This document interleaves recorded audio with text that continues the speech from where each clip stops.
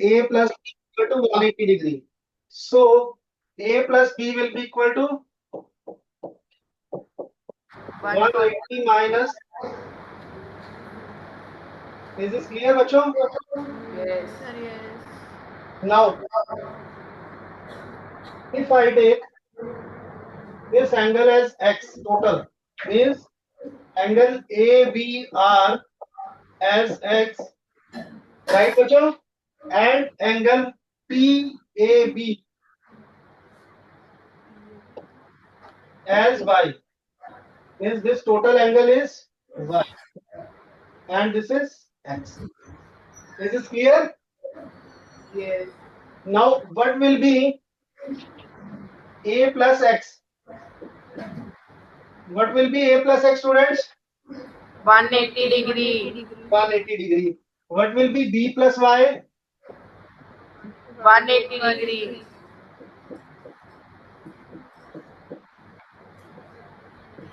Now, if you add the equation 1 and 2, what it becomes? A plus B plus x plus y equal to 360. Bracket में लिख दो add 1 and 2. What is the value of A plus B? 140 degree. 140 degree plus x plus y equal to. 360 degree. So what will be x plus y? 360 minus 140. Which is equal to. Is this clear, ji? Yes. Now come back to the figure again. Now we know that if you take this point,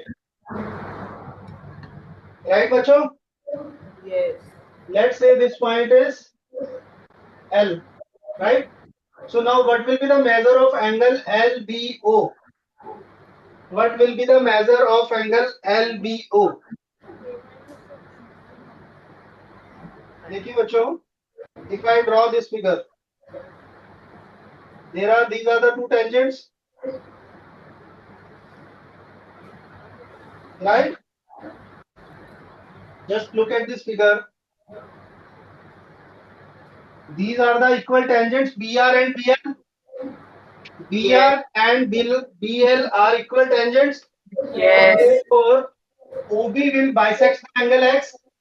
Yes. So what will be this angle? Angle LBO. X by 2. Yes. What will be angle OAL? Y by 2. Similarly, this will be Y by 2. Yes. What will be the sum of these two angles?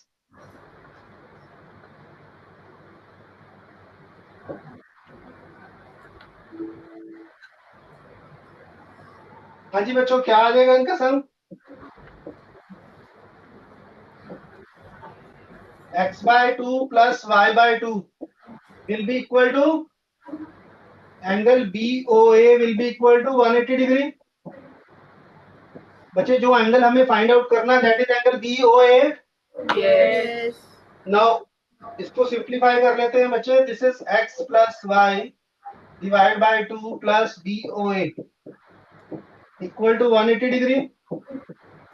What is the value of x plus y? 220 degree. Put here 220 degree and find the value of angle BOA. Put the value of x plus y and find the value of B. 70 degree. 70 degree. 70 degree आ गए बच्चों? Yes. किसी को कोई doubt? No. So this is the right answer, 70 degree. Is it clear? Is this clear? Yes. चलिए next question पे चले बच्चों. Question number 6. Now question number 6 is in the given figure PQL and PRM are tangent to the circle with center O at the points Q and R respectively, and S is a point on the circle. Diagram draw करते हैं बच्चे इसको. ये circle draw कर लिया जी. Then we have two tangents.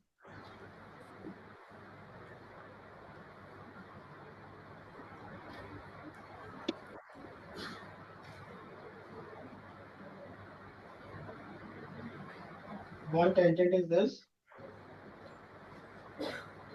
another is this. Is this clear, बच्चों? There are two tangents. अच्छा मैंने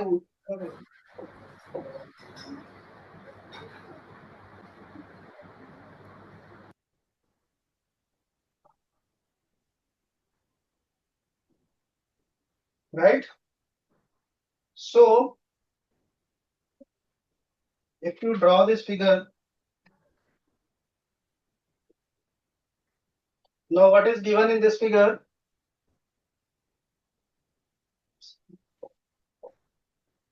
इस तरफ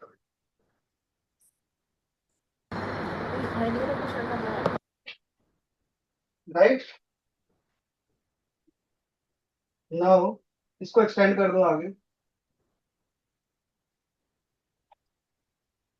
There is a point S.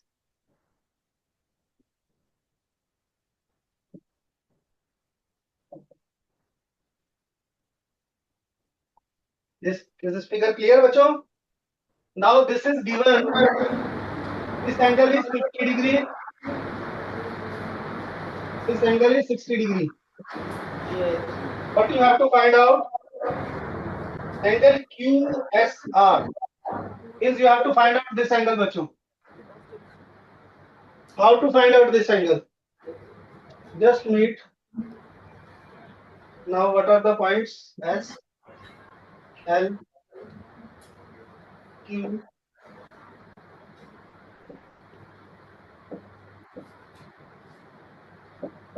Right, students?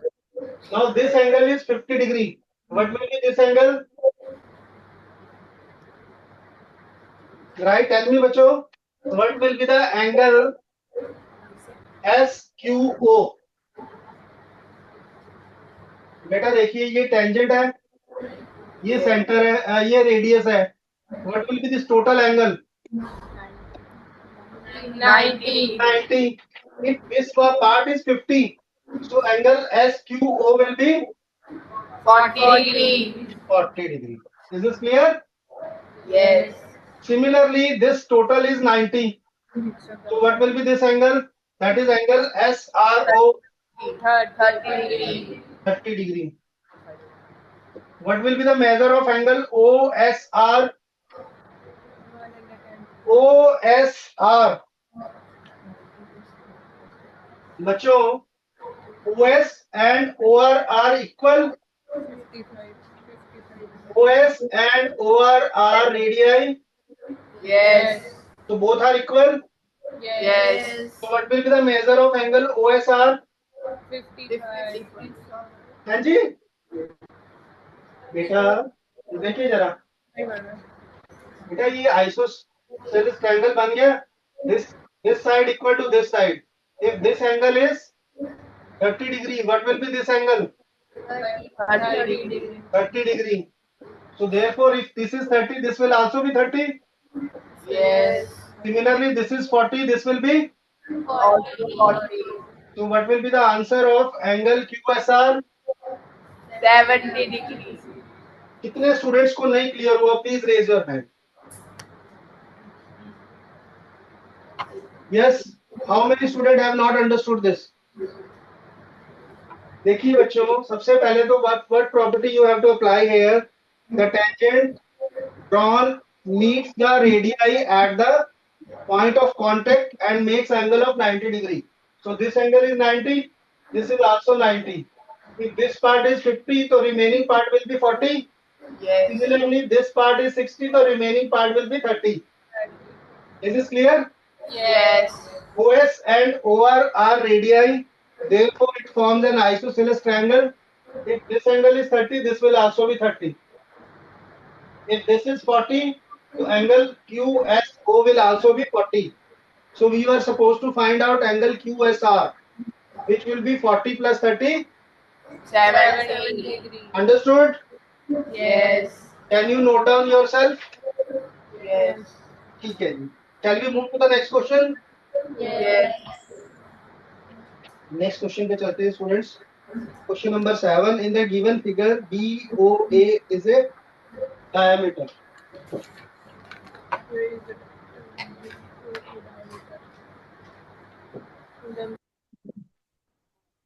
हाँ जी. In the figure, BOA is diameter and T is extent. This is the. Then we have.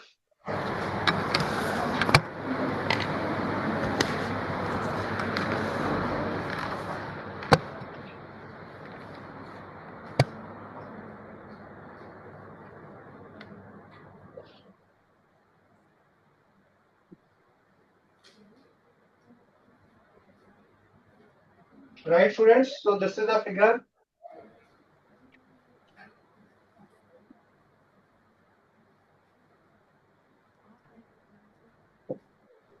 Now what is given? BA is diameter and it is extended to point T.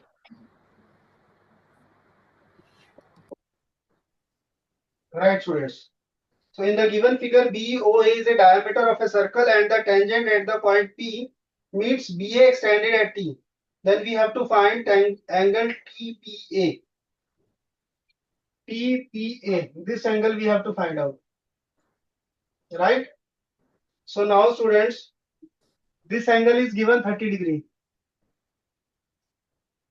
What? How much will be this angle, students? 30 degree. Why? OP is equal to OB. OP is equal to OB, right? Radii. So this is 30. Right? What will be this angle? Angle AOP. Angle AOP. Can we apply exterior angle property here?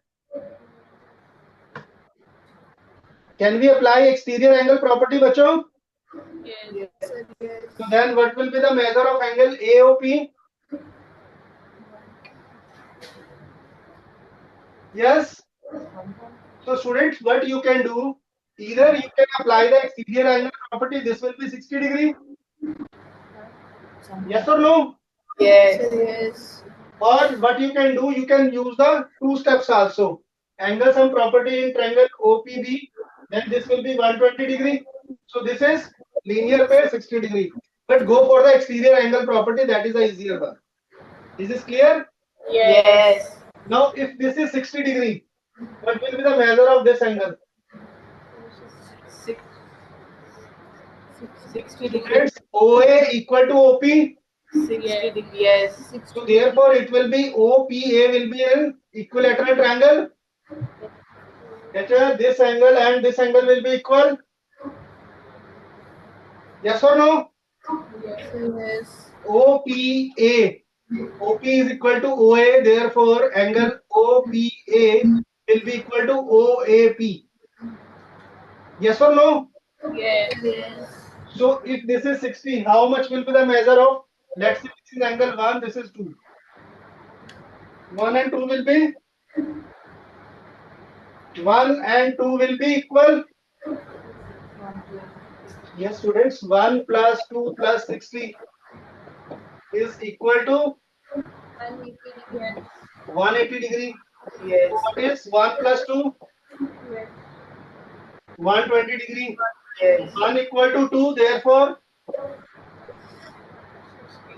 twice of 1 equal to 120 degree and angle 1 will be equal to 60 degree. 60 degree, right? So now you tell me the answer of the question. What will be the measure of angle TPA? What will be the measure of angle TPA? Student, TP is a tangent, OP is a radii, OP is radius. So what will be the measure of angle TPO? TPO 90 degree. बच्चों ये देखिए ना, ये tangent है हमारे पास. This is radius, so this will be 90. So this total is 90. 1 is 60. So what will be TPA? 30 degree. 30 degree. Is this clear? Yes. आपने 9th में जो सारे concepts किए थे, we are using all of that concepts, right? Is this clear? Yes. Okay. अच्छा, एक और easy way हो सकता है इसका. चलो इससे बहुत easy way करते हैं जी, right? Now after you find this angle as 30 degree, right बच्चों? Yes. When you got to know that angle OPB is 30 degree, we can apply the concept of angle in a semicircle. Yes. Can we apply angle in a semicircle?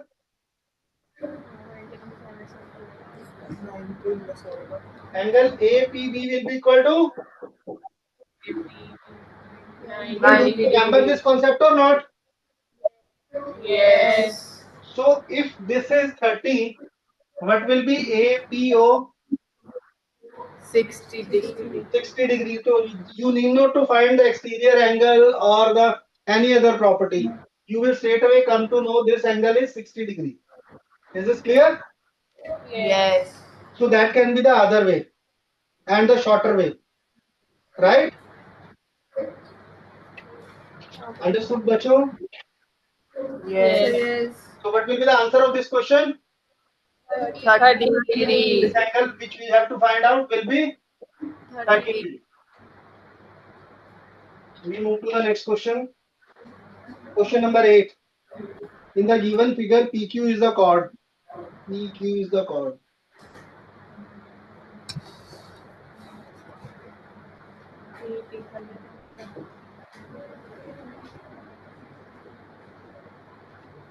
उसके बाद क्या करना है?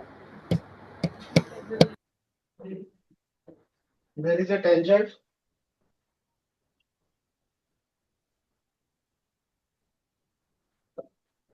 There is a tangent that is PT.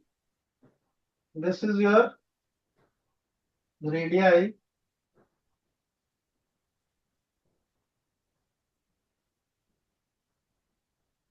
This is the chord.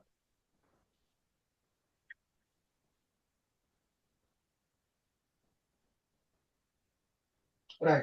This is the diagram. Now what is given? O.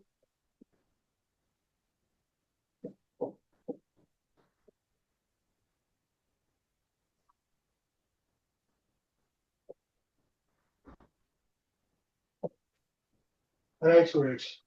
In the given figure, PQ is the chord of a circle and PT is the tangent at T such that QPT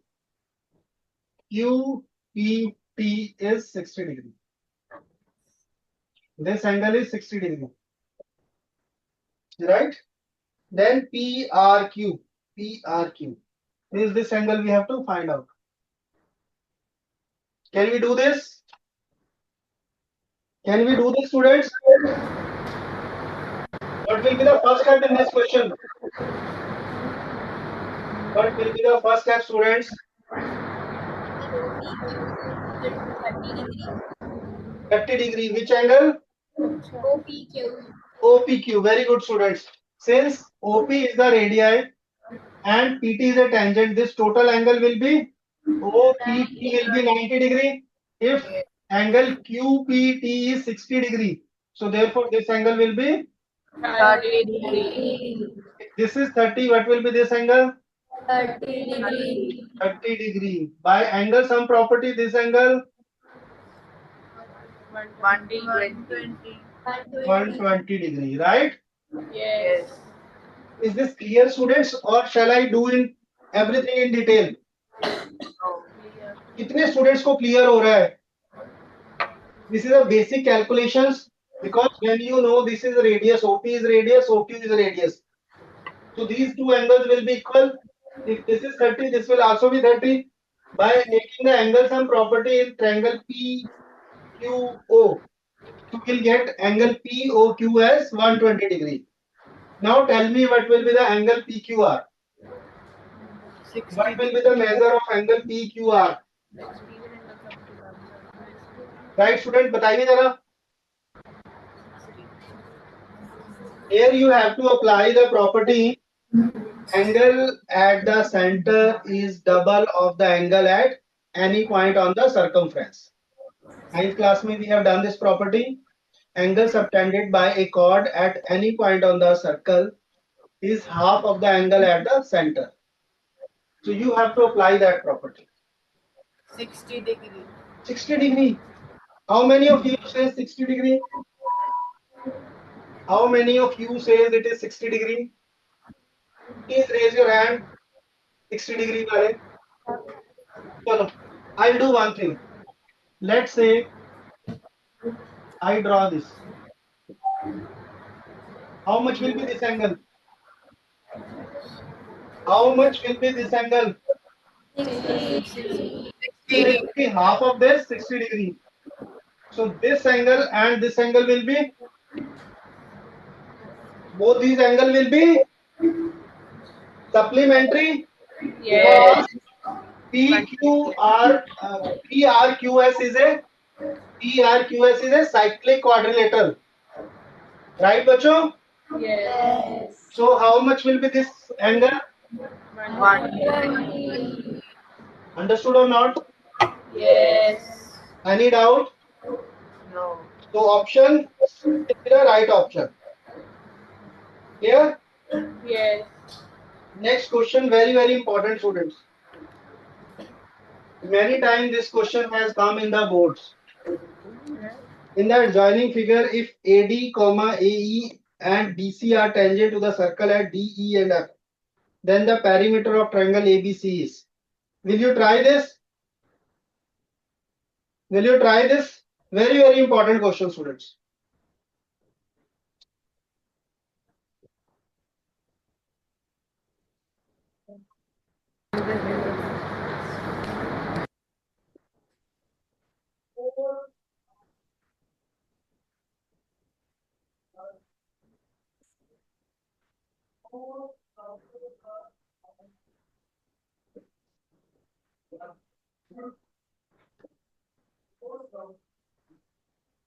Right, students? So this is the diagram. This is A, B, and C. D,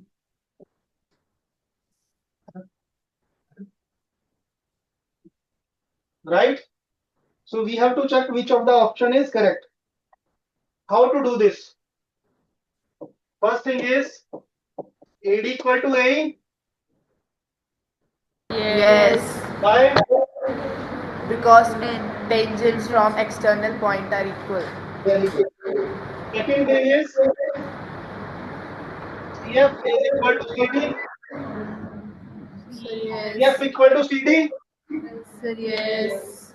Right? Same concept. Yes. Similarly, BF is equal to BE. BE. Now, if you look at the options, the right hand side of all the option is perimeter of triangle ABC.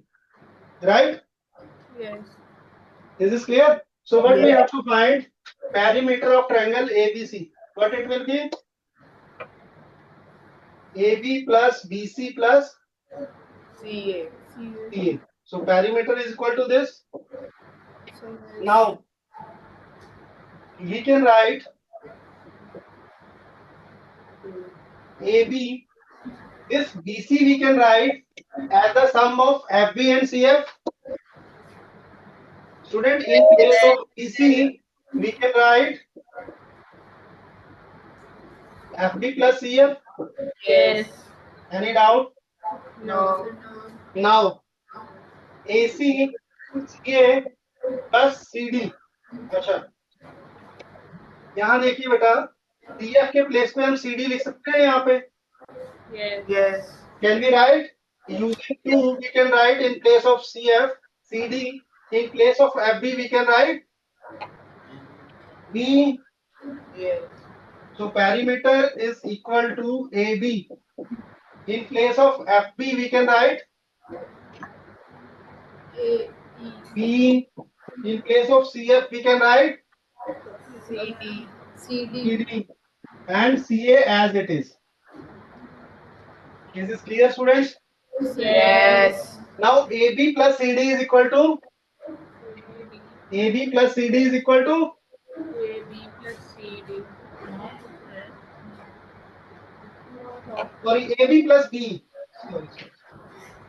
AB plus B is equal to AE. AE and CD plus CA equal to AD.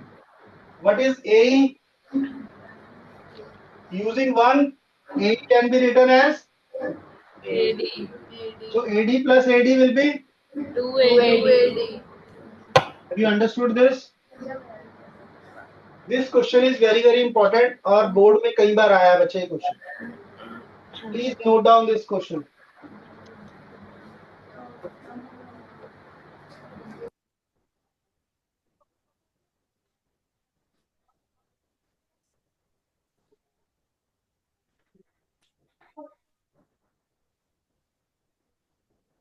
Hurry up.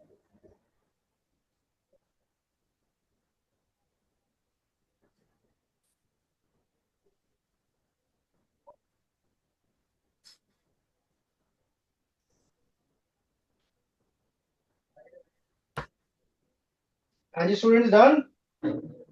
Sir, yes. Shall we move to the next one? Shall we? Now we come to the assertion reasons. Sir, Anji? sir, as a reason we can try at our home. Can you go to the Yes. case? Yes. So we will come to the case study.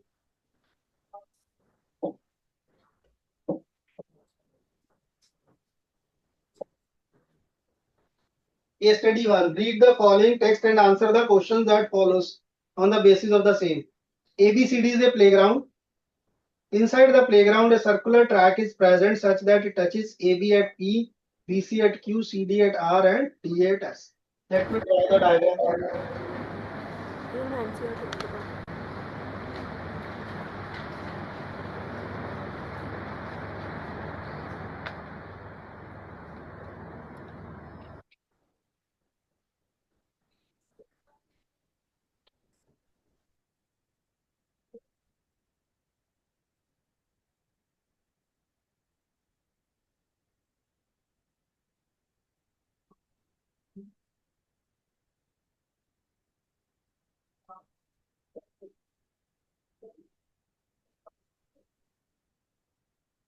Right, students?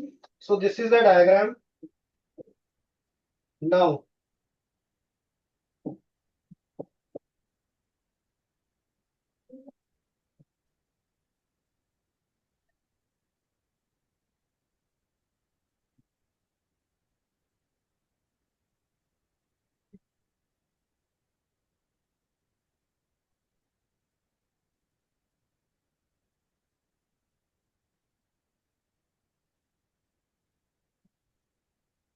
right, students. So this is the diagram. Now, it is given. First of all, just have a look at the diagram, students. Now there are 4 tangents have been drawn to circumscribe the circle, right? Okay. And this ABCD is a playground. Now we know that the tangent drawn from an external point to a circle are equal. So by applying this property, what will have this QB will be equal to BP, right, students? Yes. Now similarly, AP will be equal to AS. AS and DS will be equal to PR. and RC will be equal to CQ. PK. Is this clear? Yes. In everything we have applied the same property. Now first question is if DR is 5 and DS is equal to 5. right, students? Yes. Second question is what is the length of AS? 18. AS is equal to AP. Yes. Achha. Now what is given? This total DA is given equal to 23. 23 and ds is 5, so this is 5, this will also 5, so this Yes. total is 23, so this remaining part is 18. this is 18, so this is 18. right. So now what else is find out the length of PB. What will be the PB length? This total is 19, so this will be 19 or 29. 29. 29, right? So this is 11. Is this clear? Yes. What is the next question? What is the angle OQB? OQB. What will be this angle? 90 degree. 90 degree. 90 degree. Now what is the next question? What is the diameter of the given circle? Tell me the diameter. Please raise your hand those who knows the diameter. No पैम, ठीक है? बताइए किस किसको पता है बच्चे diameter?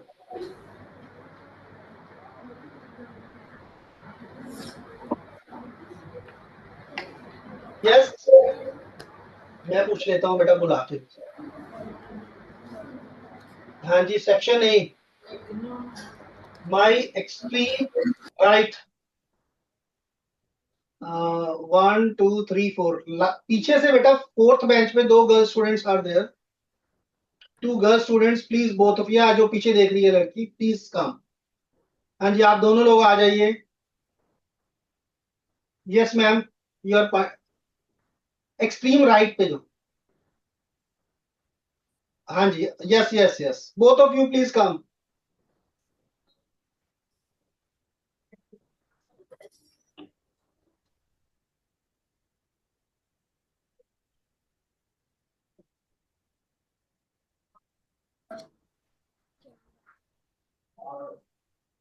Yes student, what's your good name?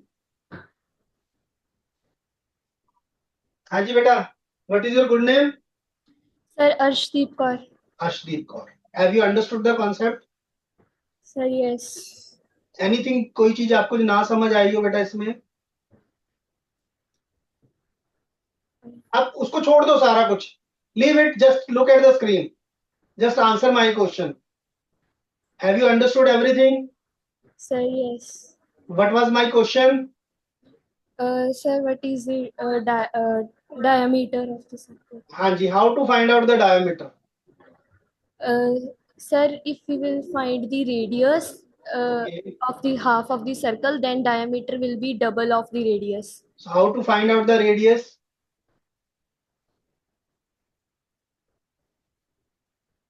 How to find out the radius beta? Give the mic to the other student. Sir, दूसरी student को दे दो बेटा माइक, अगर आपको नहीं आता तो. हाँ जी बच्चे, what's your good name? Khushdeep Kaur. Khushdeep Kaur. हाँ जी खुशदीप, आपको अब क्लियर हो रहा है जो अभी तक किया है बेटा? Yes, sir. हाँ जी, please tell me how to find out the radius. नीचे नहीं देखना, नीचे कुछ भी नहीं है, ऊपर सारा फिगर बना हुआ है. देखिए एवरीथिंग इज देयर. स्क्रीन पे देखो ना, फिगर सब कुछ नजर आ रहा है, एवरीथिंग इज देयर. ठीक है, complete data is there on the screen. हाँ जी बोलिए बेटा. Sir, double of radius. हाँ वो तो उसने बता दिया अर्शदीप ने. डबल, वो डबल कितना होगा, किसका डबल होगा? First find the value of radius. Please tell me what will be the value of radius. Sit down both of you. Section B, centre line में सेकंड बेंच पे 3 girl students are there. Centre line, yes yes yes, you please come, all 3 of you, all 3 of you please come. Yes, sir. हाँ जी बेटा, tell me what will be the value of radius. Yes, Sir, can you please explain because I don't know. Second वाले, आप तीनों में से किसी को पता है बेटा क्या होगा radius? Sir, no. Who can tell me what will be the value of the radius? Anyone from all the sections, or rather 3. Anyone, please raise your hand. Sit down बच्चे, please sit down. See students, how much is this angle? How much is this angle? 90 degree. 90 degree. And how much is this angle? 90 degree. 90 degree. Right? So what will be this angle? बच्चे देखिए, अगर ये दोनों 90 है, right, this is 11, right, this is 11, ये angle बच्चे 90 बना हुआ है, देखो जरा, अगर आप डायग्राम देखोगे, so this is, Yes. Yes और no? Yes. So what will be this angle? 90 degree. So what is the meaning of this? OP It is a square. is a Square. square. So what will be the radius? 11 centimeters. So what will be the answer of the question? 22 meters. Have you understood? Yes.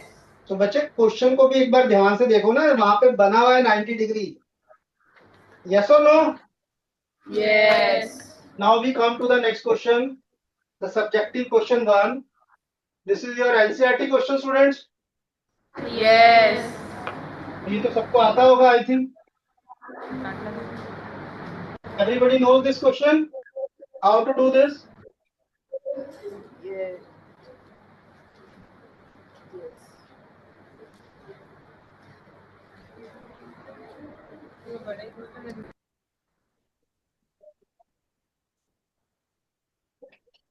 Yeah, students, we have drawn two tangents, xy and x dash y dash.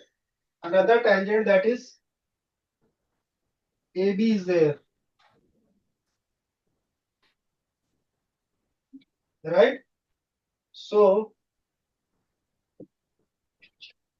this is the diameter PQ.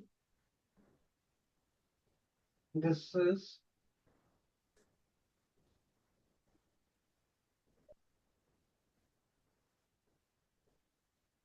right, students. So this is the figure. Now we just write the name as given in the figure.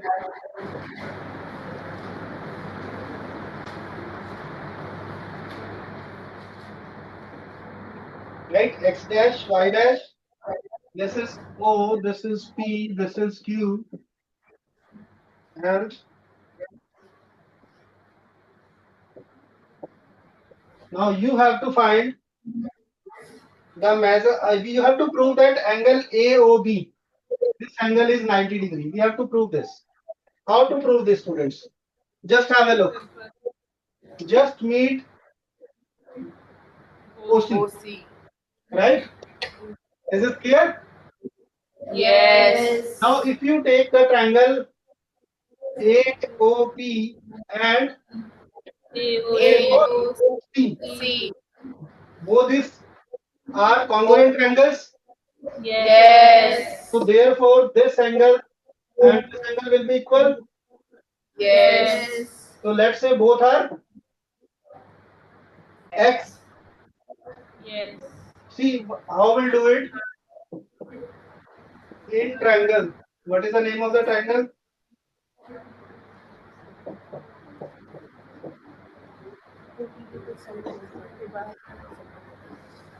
AOP and AOC, right? This is clear, students? OP is equal to y, Radius. OA equal to, O. Common. third thing is AP is equals to AC. y, Tangents from external point tangent drawn from the external points to a circle are are equal. equal. So therefore, triangle AOP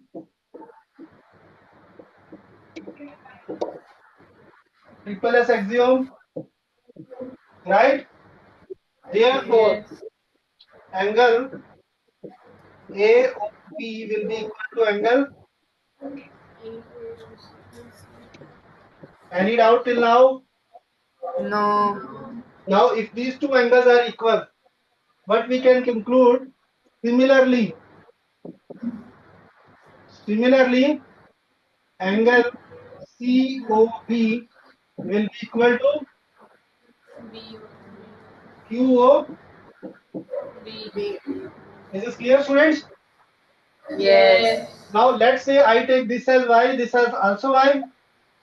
Yes. Now, what is x plus y plus y? 180 degree. X plus y plus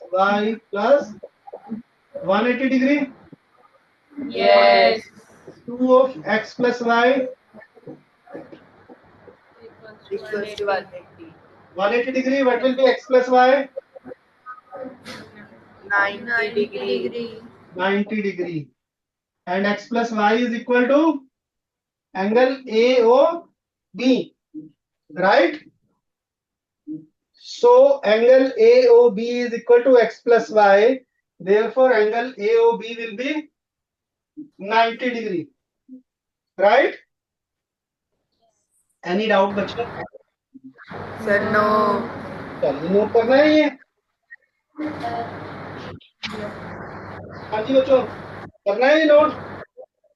No. चलिए आगे चलते हैं. Next question पे चलते हैं students. Triangle ABC is drawn to circumscribe a circle of radius 4 centimeters. Such Sir? that the segment, हाँ जी. Sir, kindly explain third question. Second is NCERT. We can do it. Okay, no problem. A person is standing at P outside a circular ground at a distance of 26 centimeter of the ground. He found that his distance from the points A and B on the ground are 10 centimeter. Find the radius of the circle. हाँ जी students, what is this difficulty in this? Simple बच्चे, यहाँ पे तो आपको वो लगाना है,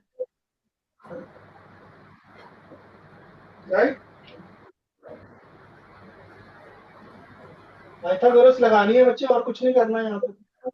Find the radius of.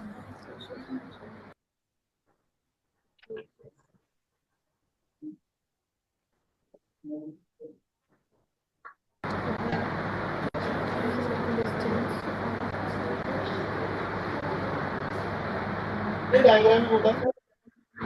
This is 26 centimeter, Meter.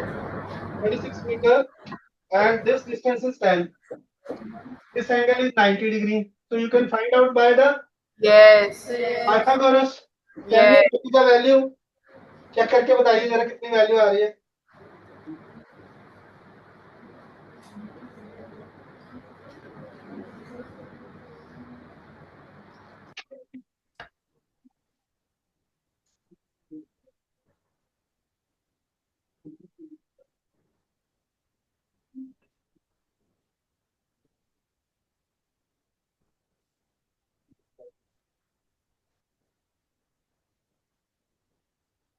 हाँ जी स्टूडेंट्स, हो गया.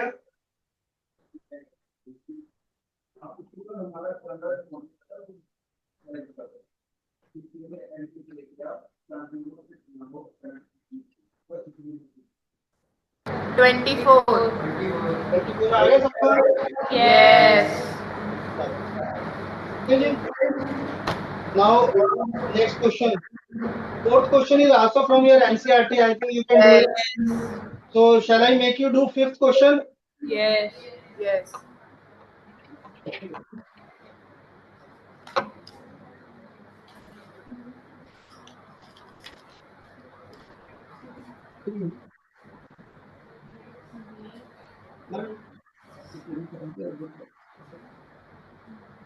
स्टूडेंट, मैं आपको जस्ट एक्सप्लेन कर देता हूँ फटाफट से क्वेश्चन बच्चे थे. The given figure O is the centre of the circle and BCD is the tangent. ये टेंजेंट हो गया बच्चों.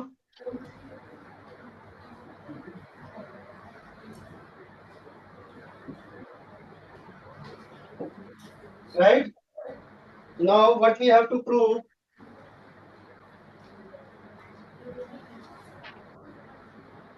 What we have to prove, angle BAC. BAC is this. Let's say this is X, and angle ACD. Let's say this is Y. We have to prove X plus Y equal to 90 degree. Right, बच्चों? Yes. Yes.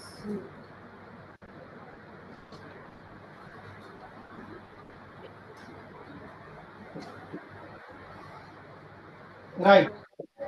Now, what will be the measure of angle PCA? Please tell me what will be the measure of angle PCA? 90 degree. Why? Why, students? Angle in the semicircle. Yes. If this is X, let's say this is Z. What will be X plus Z? 90 degree. 90 degree. Yes. Can we prove Z equal to Y? Can we prove Z equal to Y? Yes. If Z equal to Y, then X plus Y will be equal to, 90 degree. right? This angle equal to this angle, then X plus Y will be 90 degree. Right, student? So with this, we come to the end of this assignment. Now, sir will take your physics class. Thank you very much. Thanks a lot, teachers. Sir, please. Thank you.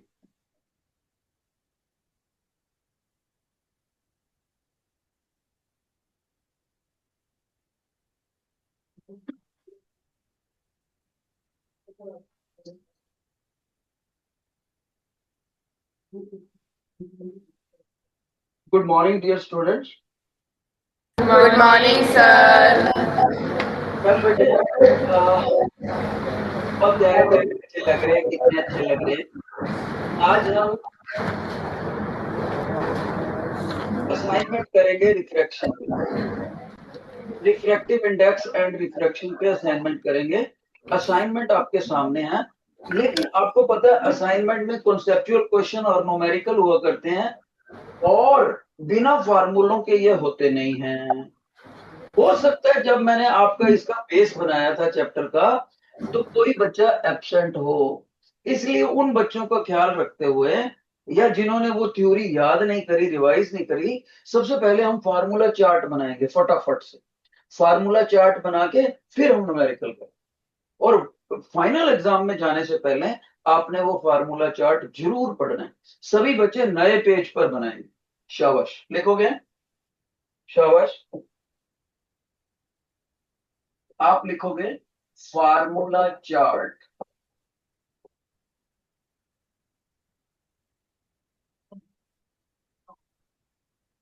On refraction.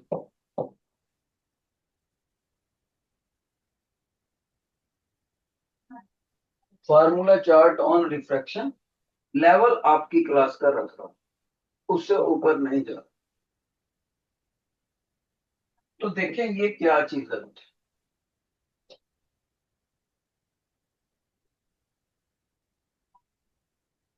शाबाश, yours attention बेटे।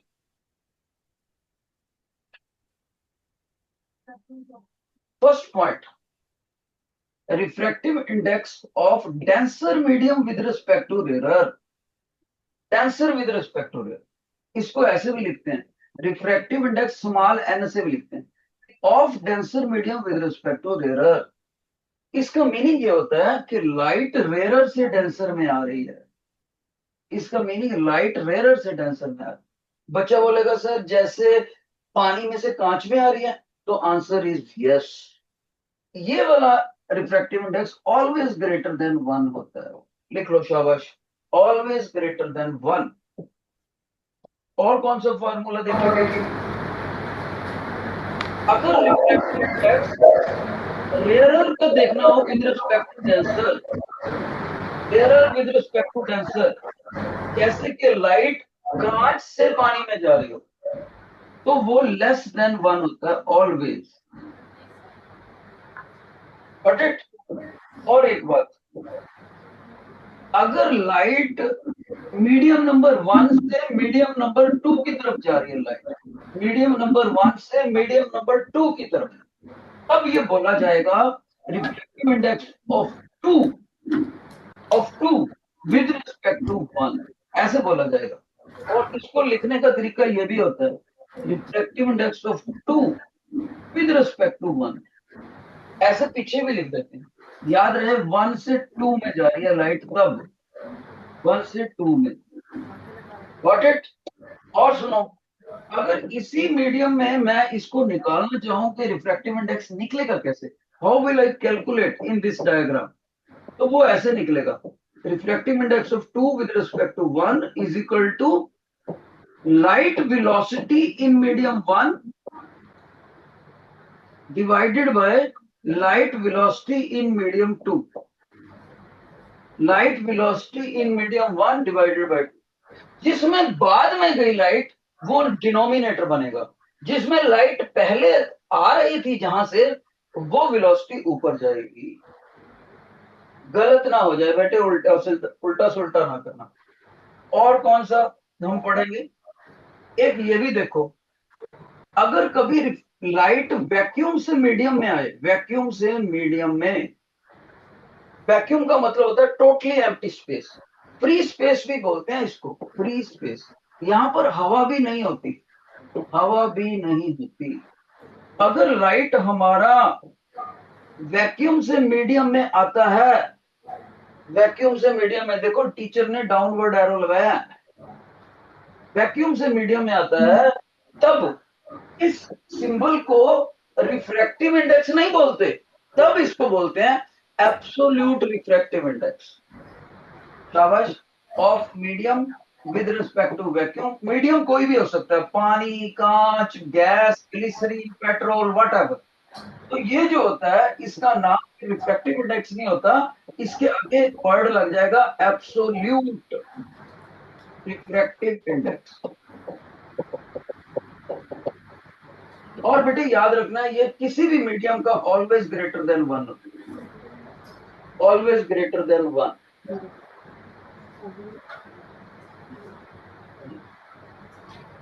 Next बेटा, next. और एक बात सुनो, एक आपको ये पढ़ा हुआ है refractive index of medium number 2 with respect to 1, इसको बोलते हैं sine of angle of incidence in medium 1 divided by sine of angle of refraction in medium 2। कौन बच्चा इसका नाम बताएगा, इस लॉ का नाम? Snell law. इसको बोलते हैं स्नेल्स लॉ।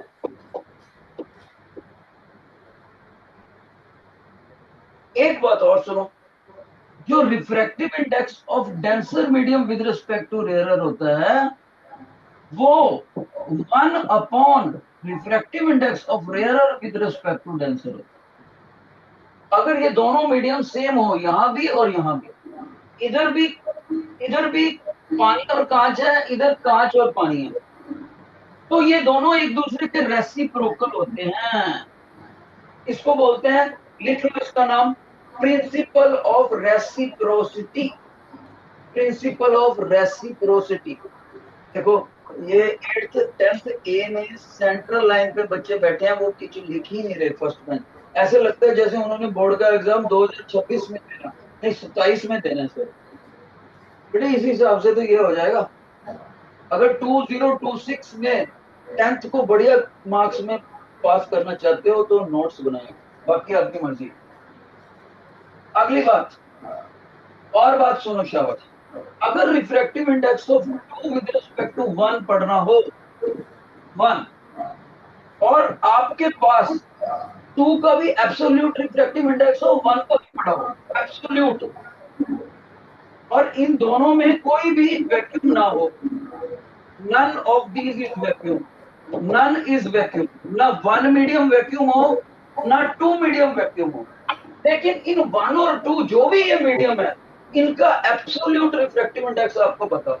एब्सोल्यूट कौन सा होता है, जो वैक्यूम के साथ हो, यानी 1 मीडियम का वैक्यूम के साथ कॉम्बिनेशन बना के म्यू निकाल लिया, 2 मीडियम का वैक्यूम के साथ कॉम्बिनेशन निकाल लिया, तब इसको निकाला जा सकता है इस फार्मूले से।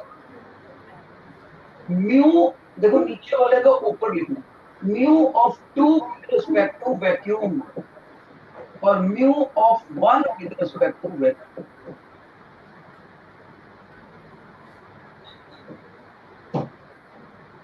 ऐसे भी निकलता है। एक बात याद रहे, जब वेलोसिटीज का हमने लिखा था, वेलोसिटीज का, तो 1 से 2 में लाइट आई, 1 की वेलोसिटी ऊपर 2 की नीचे, और यहाँ लाइट आई है 1 से 2 में, लेकिन रिफ्रैक्टिव इंडेक्स 2 का न्यूमरेटर में और 1 का डाउन, रिवर्स रेशियो है रिफ्रैक्टिव इंडेक्स में, और वेलोसिटी में डायरेक्ट रेशियो। एक लास्ट फार्मूला लिखो, शाबाश, 2 फार्मूले लिखने हैं और फिर हमने चलना है न्यूमेरिकल। एक ये फार्मूला लिखो बेटा, अगर कभी लाइट डेंसर मीडियम से रेयरर में जाए, डेंसर मीडियम में रेयरर से जाए ऐसे, और यहां जाने के बाद वो एज के अलोंग ही चली जाए, एज के अलोंग, रेयरर में जाए, डेंसर में वापस भी ना आए, ऐसे चली जाए, तब इस एंगल को, इंसिडेंस एंगल को क्रिटिकल एंगल बोलते हैं, क्रिटिकल एंगल। और इस प्रोसेस का नाम होता है ग्रेजिंग, ग्रेजिंग। यहां पर आपने याद रखना है, reflective index of denser medium with respect to rarer 1/sin c, c को बोलते हैं क्रिटिकल एंगल, क्रिटिकल एंगल। याद रखना, क्रिटिकल एंगल सिर्फ डेंसर मीडियम में बनता है, सिर्फ डेंसर मीडियम में। अगर लाइट एज के अलोंग चली जाए, रेयरर में जा ही ना पाए, और इसका मतलब है एंगल ऑफ रिफ्रैक्शन यहां पर 90 डिग्री हो गया, angle of refraction in the rarer medium 90 degree. तो इतना फार्मूला चार्ट बहुत है, चलो आपके लिए। ये रिफ्रैक्टिव इंडेक्स के ऊपर हमने काफी सारे फार्मूले लिखे। अब हम न्यूमेरिकल पे आते हैं। उम्मीद करता हूं कोई किसी बच्चे ने सुस्ती नहीं करी होगी जो कैरियर कॉन्शियस है। Let's move to the first question, hurry up. Light enters from air to glass having refractive index 1.50. What is the velocity of the light in glass? देखो, ये हो गया एयर और ये हो गया ग्लास, राइट? तो लाइट जा रही है इधर से ऐसे, तो नेचुरली ये रेयरर से डेंसर में गई, तो ये एंगल ऑफ रिफ्लेक्शन छोटा होएगा, एंगल ऑफ इंसिडेंस लार्जर होगा, क्योंकि लाइट रेयरर मीडियम से डेंसर में गई है। ओके, तो glass is a denser medium, air is a rarer medium, और refractive index of glass with respect to air क्या लिखेंगे बेटे? Velocity of light in air divided by velocity of light in glass. और आप सभी को पता है एयर के अंदर लाइट की वेलोसिटी होती है 3 × 10⁸ मीटर। किसी को ना पता हो तो नोट कर लो, लाइट की वेलोसिटी एयर में होती है 3 × 10⁸ मीटर पर सेकेंड, और हमें म्यू दे रखा है 1.5, और ये हमसे पूछा हुआ है पेपर में। जल्दी से सॉल्व करके बताओ कितना आंसर है। 2 × 10⁻⁷ तो बच्चे ने बोला सर इसको इधर ले जाओ, इसको इधर ले जाओ। तो लाइट की वेलोसिटी ग्लास के अंदर वेरी सिंपल, ये 3 × 10⁸ डिवाइडेड बाय 1.5। तो सभी बच्चों ने सही से जवाब दिया 2 × 10⁸ मीटर। लेकिन बेटे एक बात याद रखना है, ये कांच के अंदर लाइट की असली वेलोसिटी है कि नहीं है, ऐसा कुछ आपने याद नहीं करना। वो डिपेंड करता है कि आपको म्यू कितना दिया हुआ है। फिर आगे कांच की टाइप्स भी होती हैं, कोई फ्लिंट ग्लास, क्राउन ग्लास, अलग अलग टाइप्स होती हैं। ओके, सेकंड क्वेश्चन पे चलेंगे। Second question, this was your first question. Let's move to the second question. Refractive index of the diamond is 2.42. What is the meaning of this statement? Refractive index diamond का 2.42 है। इस और देखो mu जो होता है हमेशा यूनिटलेस होता है, किसी भी मीडियम का ऑलवेज यूनिटलेस, ये याद होना चाहिए। लेकिन बेटे हमें ये दिया हुआ है और हमसे पूछता है इसका क्या मीनिंग इंटरप्रेट करते हो आप, इसका मीनिंग क्या है कोई बच्चा जो बता सके? Any student in the class, सिर्फ इतनी इंफॉर्मेशन है, उसका मीनिंग क्या है? पेपर में आपको लिखना है इसका मीनिंग। आपने इससे क्या सीखा? आप कहोगे, ध्यान से सुनना बेटे, कोई बच्चा जवाब नहीं दे पाया। आप कहोगे सर देखो रिफ्रैक्टिव इंडेक्स की आपने हमें डेफिनेशन सिखाई थी ना, ये डायमंड का लिख रहा है, विद रिस्पेक्ट टू कुछ नहीं लिख रहा, तो विद रिस्पेक्ट टू वो एयर ही है। एयर और वैक्यूम को एक ही चीज मान लेते हैं ऑप्टिक्स के चैप्टर में। तो आपका ये एयर है और ये डायमंड है, और आप इसको 2.42 कह रहे हो, और आपको पता है म्यू की डेफिनेशन क्या कराई थी आपने? Velocity of light in diamond, diamond, और velocity of light in air, air में। तो आप बोलोगे सर इसको इधर ले जाओ आप, साफ ही पता लगता है आपको ये इधर चला जाएगा। तो आपने क्या निकाला? वेलोसिटी ऑफ लाइट एयर के अंदर 2.42 times velocity of light in diamond के अंदर। तो आप कहोगे सर जो डायमंड में लाइट जाती है ना, उससे 2.4 टाइम्स ज्यादा तेजी से लाइट जाती है हवा में। ये लिखोगे आप पेपर में meaning, you will write this way. So from here we conclude कि light की velocity 2.42 times higher है, higher than velocity of light in diamond, diamond। तो उम्मीद करता हूं आपको ये क्वेश्चन सेकंड समझ आया। जिन बच्चों को अभी तक दोनों क्वेश्चन समझ आ गए हैं, please raise your right hand, please raise your right hand, जल्दी से फीडबैक दो, आगे बढ़ना है। Okay, question number 3, question number 3 चलेंगे। हमारे को क्वेश्चन नंबर 3 में एक ऐसे मीडियम दे रखा है, मीडियम, और इस मीडियम में हमने 2 रेज थ्रो करी थी, ऐसे 2 रेज हमने थ्रो करी ऐसे, और उसके बाद ये यहां से निकल गई है, ऐसे थ्रो करके 1 रे 2 रे, और निकल गई है यहां से 1 डैश 2 डैश। तो निकल गई है रेज उधर को, फेंकी थी इधर को। और अगर बुक ये असाइनमेंट का डायग्राम देखें पूरा ध्यान से, तो ये वाली बीम और ये वाली बीम आपस में पैरेलल है। Beam 2, beam 1, beam 1 and beam 2 both are parallel. Beam 1 and beam 2 are parallel. लेकिन बेटे पैरेलल का मतलब ये नहीं है कि वो बिल्कुल उसी डायरेक्शन में चलेगी।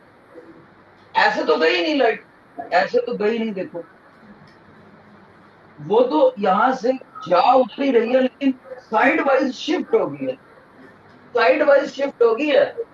ये साइड वाइज शिफ्टिंग को बोलते हैं lateral shift, lateral shift. Lateral shift is suffered by beam. कौन सी बीम? क्यों? इंसिडेंट बीम है। ऐसा कब होता है बेटे, ऐसा कब होता है पता है आपको? एनीबॉडी? लेटरल शिफ्ट क्या होता है? First question, what is x? इसको एक्स बोला हुआ, ये क्या है? ग्लास। बिल्कुल सही। आप बोलोगे सर अगर बीम के रास्ते में डेंसर मीडियम आ जाए तो वो लाइट को शिफ्ट कर देता है। तो आप इसको बोल दोगे ग्लास। मान लीजिए कोई बच्चा मेरे को बोलता है सर मेरे को ये समझ में नहीं आया लाइट यहां से यहां कैसे पहुंच गई। मान लीजिए क्लास में कोई ऐसा बच्चा है, तो मैं उसके लिए फिर से एक डायग्राम बनाता हूं ताकि उसको अच्छे से समझ आ जाए। मान लीजिए ये ग्लास स्लैब है, ग्लास स्लैब, और इधर एयर है यानी रेयरर मीडियम, और इधर भी एयर है यानी रेयरर मीडियम, और हमारा लाइट गया बेटे यहां से ऐसे थ्रो कर, ऐसे थ्रो कर। अगर ये यहां पर कांच ना होता तो ये लाइट ऐसे निकल गया होता। क्यों? Rectilinear propagation of light. अगर ये कांच की शीट ना होती तो ऐसे निकल गया। पर इस इंसिडेंट रे ने यहां पर नॉर्मल के साथ एंगल ऑफ इंसिडेंस बनाया और लाइट रेयरर से डेंसर में एंटर करती है। Glass slab is denser medium, तो डेंसर में एंटर करते ही ये अपने डॉटेड पाथ को छोड़कर टुवर्ड्स नॉर्मल बेंड हो जाएगी, ऐसे मुड़ेगी। Got it? तो ये हमारा एंगल ऑफ रिफ्रैक्शन हो गया, R is less than I. और यहां पर आगे जाके क्या हो गया, यहां लाइट जा रही है डेंसर से रेयरर में, तो मैंने वहां पर एक और नॉर्मल ड्रा करा। अब लाइट डेंसर से रेयरर में जा रही है तो ये अवे फ्रॉम नॉर्मल जाएगा।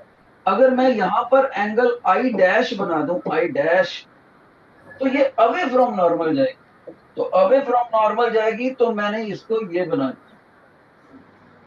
गौर से देखो ये आर डैश है नॉर्मल के साथ।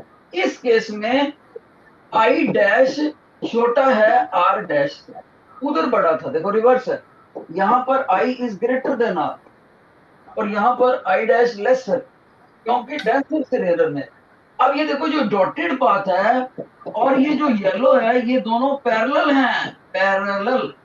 लेकिन बेटे पैरेलल जाते हुए भी यहां की बजाय यहां पर शिफ्ट होगी। इन दोनों में जो परपेंडिकुलर डिस्टेंस होता है उसको लेटरल शिफ्ट बोलते हैं। It is called lateral shift.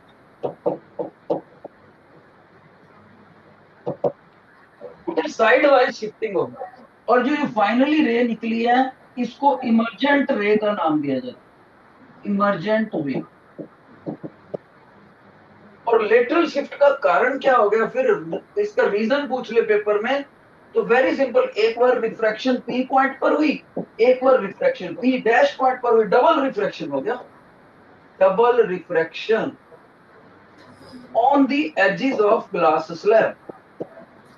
एक ये वाला एज एंट्री एज, एक आउट एज, दोनों एजेस के ऊपर रिफ्रैक्शन हो गया।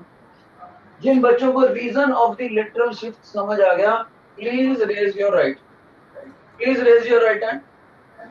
बेटे फीडबैक चाहिए होता है teacher. Thank you. Second question है what important feature do you observe for the incident and emergent रे।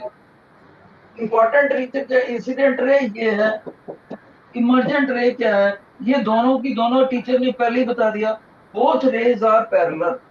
Emergent ray and incident ray are parallel. और क्या सीखा, state the Snell's law of refraction, give its mathematical expression. Snell's law को बताना है हमें।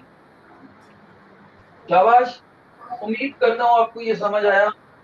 अब मैं स्नेल्स लॉ बता दूं। स्नेल्स लॉ एक बार फिर से देख लो, ये डेंसर मीडियम, ये रेयर मीडियम, और लाइट गई ऐसे इंसिडेंट रे, और जिस जगह पर गिरे उसको पॉइंट ऑफ इंसिडेंस बोलते हैं, और इसको बोलते हैं refracting edge. Refracting edge, refracting edge क्या होता है, जो रेयरर और डेंसर मीडियम को सेपरेट करे। और यहाँ पी पॉइंट पर टीचर ने ऐसी लाइन ड्रा करी जो 90 डिग्री का एंगल बनाती है, इसीलिए इसको नॉर्मल बोलते हैं। नॉर्मल को परपेंडिकुलर भी बोलते हैं। Got it? और यहां से ये लाइट डेंसर मीडियम में आने की वजह से अपना असली रास्ता छोड़ देगी, असली रास्ता छोड़ देगी, बल्कि ये नॉर्मल की तरफ झुक जाएगी, इसीलिए टीचर ने उसको ये दिखाया। ये जो लाइट होती है इसको बोलते हैं R R, refracted ray, refracted ray. और कितने एंगल से मुड़गी इसको बोलते हैं, कोई बच्चा बताएगा what is the name of delta angle? Anybody?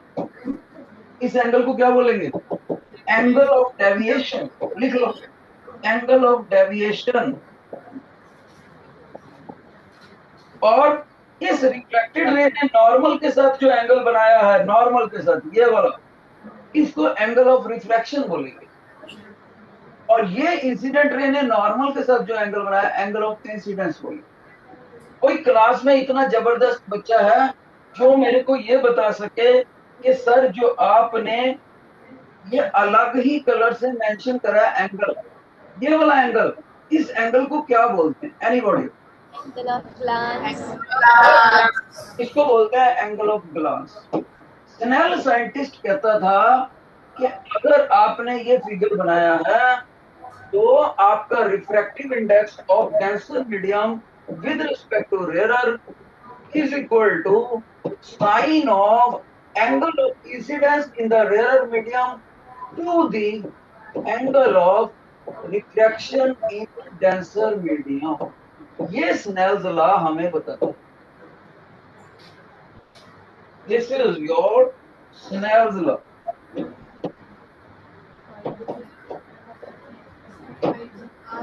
कोई बच्चा मेरे से बोले सर अपोजिट जाएगा तो भी स्नेल्स लॉ बन जाएगा। बिल्कुल, अगर refractive index rare with respect to denser हो तो वो बनेगा sine of angle of incidence in denser medium, sine of angle of refraction in rare medium.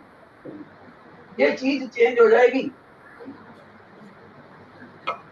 और याद रखना बेटे, जो टीचर ने नीचे लिखा है व्हाइट कलर से वो होता है ऑलवेज लेस देन 1, और जो टीचर ने ऊपर लिखा है ब्लू कलर से वो होता है ऑलवेज ग्रेटर देन 1। ये दोनों ही स्नेल्स लॉ। अब हम पढ़ेंगे question number 4। Question number 4, if the angle of incidence for both the rays on the left side of the box P80 is 48.6 degree, refractive index of the material is 1.5, what will be the angle of refraction? Okay, ध्यान से सुनना अभी क्या कह रहा है। वो कह रहा है जो आपका फिगर है, योर अटेंशन, आपका जो फिगर है उसमें आपका angle of incidence, angle of incidence जो है वो है बेटे 48.6 डिग्री, राइट।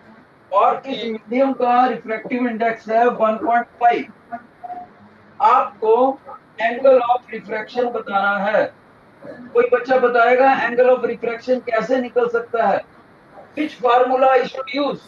Snell's law. आपको बोलना चाहिए sir mu is equal to sine I upon sine R, और म्यू आपको 1.5 दिया हुआ है, साइन आई आप लिख दो 48.6 डिग्री, और बेटे साइन आर आपको निकालना है, इसको इधर ले जाओ, इसको इधर लो। Sine r is equal to sine 48.6 degree divided by 1.5। उससे अगला step, therefore r is equal to sine inverse -1, और ये सारी ब्रैकेट लिख देनी है यहां से उठा के यहां पर। तो क्या लिखोगे नीचे आप? साइन 48.6 डिग्री डिवाइडेड बाय 1.5, उसका साइन इनवर्स। अगर कोई बच्चा मेरे से पूछे सर ये साइन 48.6 की वैल्यू निकाल सकते हैं हम, क्या इसको पुट नहीं कर सकते यहाँ पर, फिर हमारे लिए सॉल्व करना आसान हो जाएगा? यस, वो भी निकाल सकते हो। सर कैसे निकालेंगे? तो उसका मैं आपको मेथड बताने लगा हूं कैसे निकालना है। शाबाश। अगर साइन 48.6 डिग्री की वैल्यू निकालनी हो और आपके पास ट्रिग्नोमेट्रिक टेबल ना हो पेपर में, तो आप इसकी वैल्यू कैसे निकाल सकते हो? सभी बच्चों ने ध्यान से फार्मूला लिखना है और आपके आने वाले 4-5 सालों के लिए ये फार्मूला काम आएगा। लिख लो। पहले आपको कॉस की वैल्यू निकालनी। अगर कॉस ऑफ थीटा निकालना हो, कॉस ऑफ थीटा, ध्यान से याद रखना, कॉस ऑफ थीटा। लेकिन खास बात यह है, थीटा की वैल्यू 0 डिग्री से लेकर 90 डिग्री के बीच में कुछ भी हो सकती है, कुछ भी। तब इसका आंसर निकालना आपको सिखा देता हूं। फर्स्ट ब्रैकेट में से सेकंड ब्रैकेट को माइनस करना है, फर्स्ट ब्रैकेट में से साइन को माइनस करना। एक बच्चा कहता है सर ये ब्रैकेट्स क्या हैं ये तो बताओ। दूसरा बच्चा बोलता है सर आप तो कोस सिखाने लग गए, सिखाना तो आपने साइन था। वेरी सिंपल, अगर एक बार कॉस आ गया तो cos square theta plus sine square theta is equal to 1 होता है। पता है ना ये मैथ का फार्मूला। तो कॉस की वैल्यू जब मैं सिखा दूंगा तो यहां पुट कर देना, साइन अपने आप निकल जाएगा। पर इस कॉस को कैसे निकालना है, इसको मैं समझाने लगा हूं। पहले सेकंड ब्रैकेट की बात करते हैं। सेकंड ब्रैकेट में आपने 0.00 माइनस करना है, या फिर 0.03 माइनस करना है, या फिर 0.04 माइनस करना है। इन तीन वैल्यू में से एक वैल्यू माइनस करनी है। सर कौन सी कब करनी है? अगर आपका थीटा 10 डिग्री से छोटा या बराबर हो तो आपने कुछ भी माइनस नहीं करना, तब आपने 0.00 ही रखना। और अगर आपका एंगल 55 डिग्री से बड़ा हो या इक्वल भी हो तब आपने सबसे नीचे वाला माइनस 0.04। ओके, तो जो बीच में हो 10 से ग्रेटर 45 से लेस तो 0.03 माइनस करो। ओके, पहली ब्रैकेट अपने बच्चे को समझ आ गई। दूसरी ब्रैकेट सुनो। दूसरी ब्रैकेट में जो भी आपको एंगल दिया होगा उसको 90 से डिवाइड कर दो। 90 से डिवाइड कर दिया, फिर आपने उसका स्क्वायर कर दिया, यहां स्क्वायर कर दिया और यहां इसको 1 में से माइनस कर दिया, 1 में से माइनस कर दिया। किसी भी कॉस्ट की वैल्यू निकल जाएगी। एग्जांपल करके दिखाऊं बेटे? सभी बच्चों को पता है, योर अटेंशन, सभी बच्चों को पता है कि कॉस ऑफ 60 डिग्री हाफ के बराबर होता है और हाफ को 0.50 भी लिख सकते। सभी बच्चों ने याद करा हुआ है। मान लीजिए अब यहां पर तो एंगल कुछ भी रख सकते हो, 48, 37 जो मर्जी रखो, इतनी बड़ी रेंज में। मान लीजिए मैंने ये एग्जांपल क्यों लिया जानबूझकर 60 डिग्री, क्योंकि बच्चों को ये याद होता है कि ये इतना होता है। मान लीजिए मेरे को cos 60 डिग्री भूल गया पेपर में कि ये हाफ होता है कि कितना होता है, तो मैं ऐसे करूंगा, ध्यान से देखना। मैं लिखूंगा cos of 60 degree is equal to 1 minus 60/90 का square, first bracket. Second bracket बताओ कौन सी आएगी? ये लूं कि ये लूं कि ये लूं, कौन सा लूं? जल्दी बताओ कौन सी चीज माइनस करूं बेटे? 0.0 माइनस करूं, 0.03 या 0.04? एंगल कौन सा है हमारा? 60 डिग्री। 60 डिग्री की रेंज कितनी होती है ये देखो, टीचर ने सिखाया तो है। 45 डिग्री से बड़ा हो एंगल तो क्या माइनस करना है? 0.04। हाँ, तो बस यहां से देख के बता देना था आपको, 0.04 माइनस करना है। अब इसको सॉल्व करें। 1 माइनस, देखो ये 30 के टेबल से कट गया, 2/3 का स्क्वायर माइनस 0.04, और इसको आगे सॉल्व करें। 1 माइनस 4/9 माइनस 0.04, और ये आगे सॉल्व करके बन गया 5, एलसीएम लेने के बाद 5/9 माइनस 0.04, और इसको आगे सॉल्व करें तो बन गया 0.55 माइनस 0.04, और इसको सॉल्व करें तो 0.51 आ गया। देखो ये सेम आ गया ऑलमोस्ट। इस तरह से आप इस फार्मूले को याद कर लो बेटे। जो भी फार्मूला टीचर ने इस वक्त ये येलो लाइन के ऊपर ऊपर लिखा हुआ है ना, ये आपके लिए बहुत कीमती चीज है। कई साल तक काम आएगी। नोट कर लो फटाफट, किसी किताब में नहीं मिलेगा आपको, कोई टीचर भी नहीं बताएगा, ये भी प्रॉमिस रहा सर। नोट कर लो जल्दी से।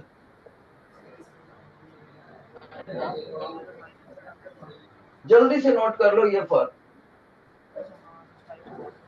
Have you noted? जिन बच्चों ने नोट कर लिया raise your hand, raise your hand जिन्होंने नोट कर लिया। भाई 10th ए में बच्चे रेज ही नहीं कर रहे हैंड। चलो मैं रेज करने लगा। Now question number 4, if the, ये तो हो गया। Question number 5, study the table, और इस टेबल में define the refractive index of the medium and state its unit. A question, question number 5 में ए, पहली बात, refractive index of medium is unitless always. कुछ भी यूनिट नहीं होता इसमें, कुछ भी यूनिटलेस। दूसरा बच्चा पूछता सर यूनिट होता क्यों नहीं है? इसलिए यूनिट नहीं होता, अगर refractive index of medium number 2 with respect to 1 पूछना हो तो velocity of light in medium 1 divided by velocity of light in medium 2, ये इसकी डेफिनेशन है। Definition, refractive index of medium number 2 with respect to 1 is defined as ratio of velocity of light in medium 1 to the velocity of light in 2। याद रहे light जो जा रही है हमारी, वो जा रही है 1 मीडियम से 2 में, ये पक्की बात है। अब बच्चा कहता है सर ये यूनिटलेस क्यों होता है? तो मैं उसको बोलूंगा बेटे वेलोसिटी की यूनिट क्या पुट करोगे? सर मीटर पर सेकंड। इसकी क्या पुट करोगे नीचे वाली वेलोसिटी की? सर तो बीच में क्या निशान है? डिवाइड। तो दोनों यूनिट कट नहीं जाएंगी आपस में सेम होने की वजह से, इसीलिए ये रिफ्रैक्टिव इंडेक्स यूनिटलेस होता है। कोई बच्चा बोले सर दोनों यूनिटलेस होते हैं, denser with respect to rarer और rarer with respect to denser दोनों यूनिटलेस होते हैं। हाँ जी, दोनों यूनिटलेस होते हैं। बस ख्याल रखना है ये वाला ग्रेटर देन 1 होता है और ये वाला लेस देन 1। अगला point, name the material whose refractive index is maximum. वो तो साफ ही पता लगता है, रिफ्रैक्टिव इंडेक्स जो मैक्सिमम आज तक पाया गया है वो डायमंड का ही पाया गया है, और उसकी वैल्यू आपने याद भी रखनी है बेटे। ये 2.42 बिल्कुल असली वैल्यू है, सभी बच्चे इसको रट्टा लगा लो। 2.42 बिल्कुल असली value. Calculate the speed of light of water if the speed of light in free space is 4 कितना? Next question.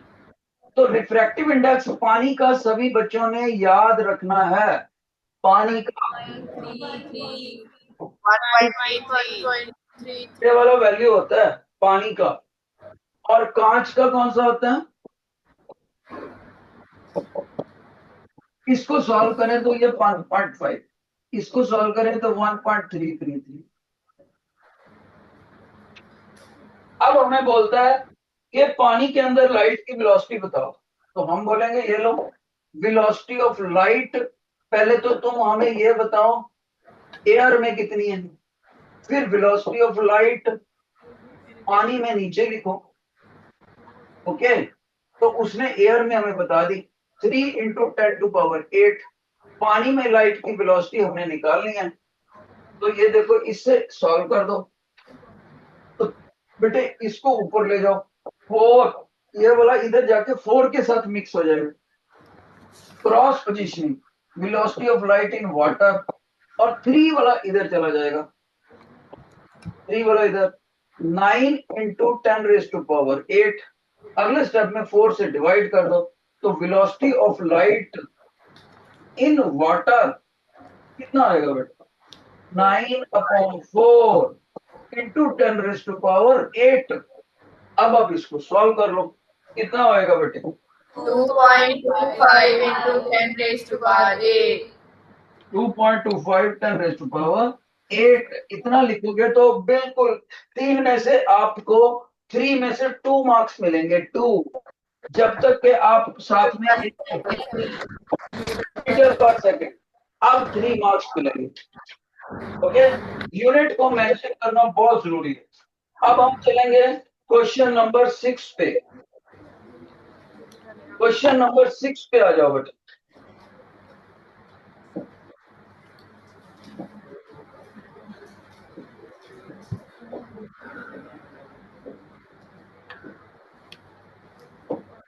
Question 6. In the diagram shown below, medium उनका refractive index N1, N2, M3 दे रखा है। Which one of the following is true? देखो बेटे diagram, medium number 1 दिया है, medium number 2 दिया है, मीडियम नंबर 3 दिया है। हमें उसने बिल्कुल नहीं बताया कौन सा डेंसर है कौन सा रेयर है, लेकिन उसने रे डायग्राम ऐसे बना दी कुछ ऐसे, फिर उसके बाद ऐसे, फिर उसके बाद ऐसे, ऐसे उसने बता दी। इसका रिफ्रैक्टिव इंडेक्स N1 दे दिया, इसका N2 दे दिया, इसका N3 दे दिया। हम क्या करते हैं बेटे, उसके क्वेश्चन को बाद में देखेंगे, अपना एनालिसिस, हम अपना एनालिसिस करते हैं। बताइए 1 और 2 में से डेंसर मीडियम कौन सा है? शाबाश। अगर आपको लगता है 2 मीडियम डेंसर है तो डबल फिंगर खड़ा करो, अगर आपको लगता है 1 मीडियम डेंसर है तो सिंगल फिंगर। जल्दी बताओ सभी बच्चे, रेज योर फिंगर। बहुत अच्छे, सभी बच्चों ने बोला सर 2 मीडियम डेंसर है, क्योंकि आपको पता होना चाहिए ये ray of light towards normal bend हुई है, टुवर्ड्स नॉर्मल, टुवर्ड्स नॉर्मल में, तो N2 is greater then N1। अच्छा बताओ 2 और 3 में से कौन सा मीडियम रेयरर है? Rarer rare and two rarer है, क्योंकि आप बच्चा यहाँ बोलेगा सर आप यहाँ नॉर्मल ड्रा करो तो लाइट आपकी टुवर्ड्स नॉर्मल बेंड हुई है, तो इसका मतलब 3 डेंसर है 2 रेयरर है, मतलब 3 is greater than 2। Refractive N का मतलब क्या है बेटे, यहाँ पर रिफ्रैक्टिव इंडेक्स। कोई बच्चा बोलेगा सर आप तो रिफ्रैक्टिव इंडेक्स को म्यू से लिखते हो। हाँ, म्यू भी रिफ्रैक्टिव इंडेक्स, और ये दोनों सिंबल पॉपुलर है वर्ल्ड लेवल पे, दोनों सिंबल चलते हैं रिफ्रैक्टिव इंडेक्स को लिखने। अब यहां से हम उसका क्वेश्चन देखते हैं। कहता है सबसे पहली ऑप्शन कह रहा है N1 is equal to N2। बिल्कुल गलत। N1 is greater then N2, हमारा तो उल्टा आ रहा है, बिल्कुल गलत।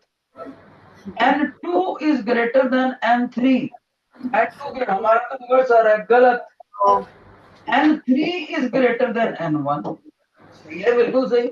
जब N3 N2 से ग्रेटर है, N2 N1 से ग्रेटर है, तो इन दोनों से हम कंक्लूड कर सकते हैं ये वाली चीज।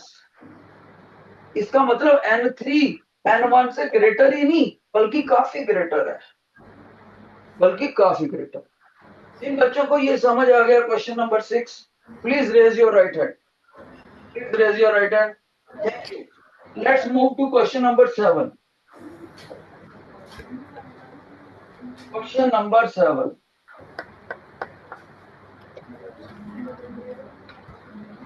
सिक्स में कौन सी ऑप्शन थी? डी ऑप्शन थी। 7 में हमारे पास ऐसे ऐसे उसने दिखा रखी हैं, और हमसे पूछ रहा है नीचे वालों में आप बताओ which plot is कौन सा बेटे? लेटरल शिफ्ट किस में दिखा रखा है बताओ? 7th क्वेश्चन में।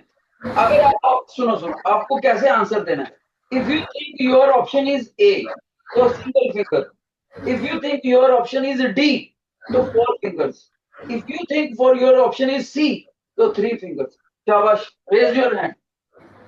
मैं बताऊंगा कौन सी क्लास जीत गई दोनों में से। शाबाश शाबाश। दोनों क्लासों का ठीक है आंसर, लेकिन जो वो क्लास जीती है ना बेटे वो है बी सेक्शन, क्योंकि बी सेक्शन में एक भी बच्चे का हाथ नीचे नहीं है, लगभग सबका खड़ा है।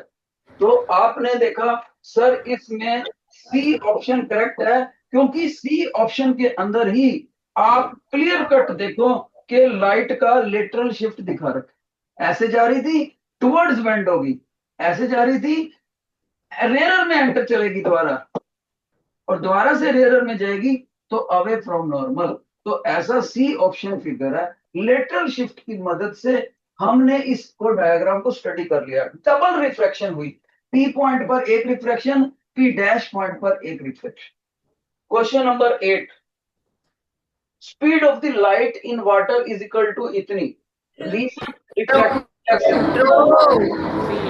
तो क्वेश्चन नंबर 8 में लाइट की वेलोसिटी पानी में 2.25 into 10⁸ मीटर पर सेकंड बोला, और अभी भी हमने न्यूमेरिकल में कैलकुलेट भी करा था। करेक्ट, असर्शन करेक्ट हुआ। Reason refractive index of water वो कह रहा है 4/3। दोनों ट्रू हो गए। क्वेश्चन नंबर 9 पे चलेंगे। Question number 9,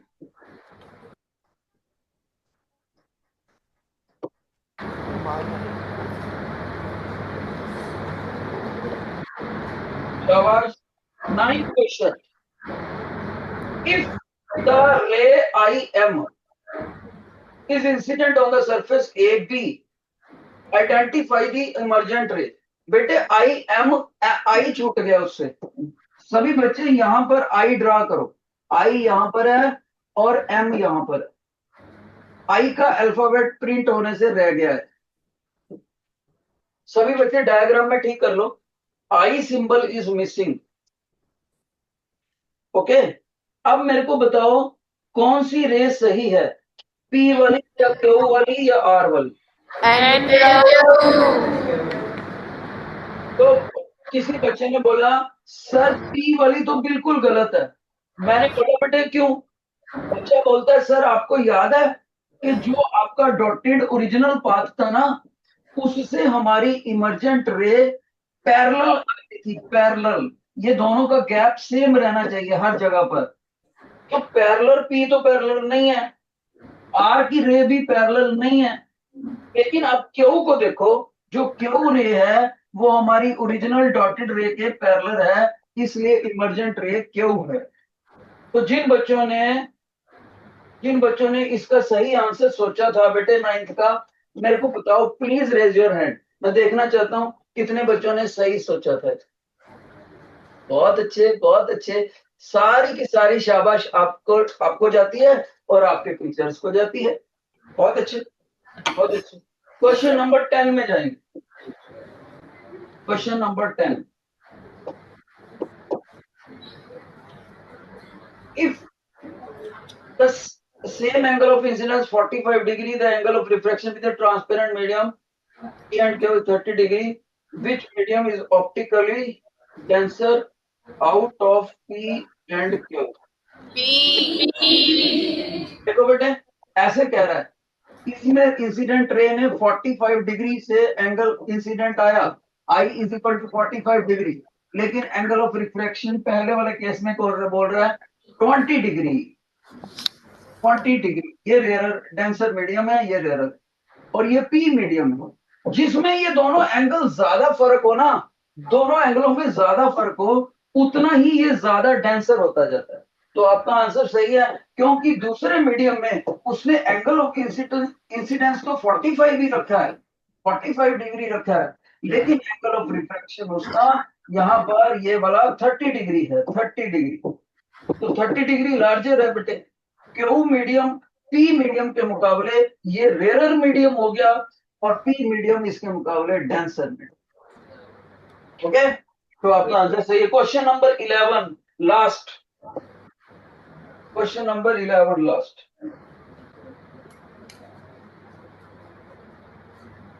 Why do we meet refractive index of one transparent medium to the other? Transparent क्यों लेते हैं? क्योंकि बेटे लाइट की जो पासेज है, लाइट की पासेज ओपेक मीडियम में हो ही नहीं सकती। ओपेक मीडियम में not possible in opaque medium, इसलिए हम रिफ्रैक्टिव इंडेक्स सिर्फ और सिर्फ ट्रांसपेरेंट मीडियम का ही देखते हैं, ट्रांसपेरेंट। ओके, क्योंकि लाइट की पासेज तो होनी चाहिए ना, ईंट में से कैसे निकल जाएगी लाइट? हाँ, एक बात और याद रखना, अगर उसने रिफ्रैक्टिव इंडेक्स लाइट का ना बोल के इलेक्ट्रोमैग्नेटिक वेव का पूछ लिया होता, इलेक्ट्रोमैग्नेटिक वेव, जैसे एक्स रेज, गामा रेज वगैरह वगैरह, तो ये अगर बोर्ड में पूछ ले तो आपने बोलना फिर तो ओपेक मीडियम भी हो सकता है।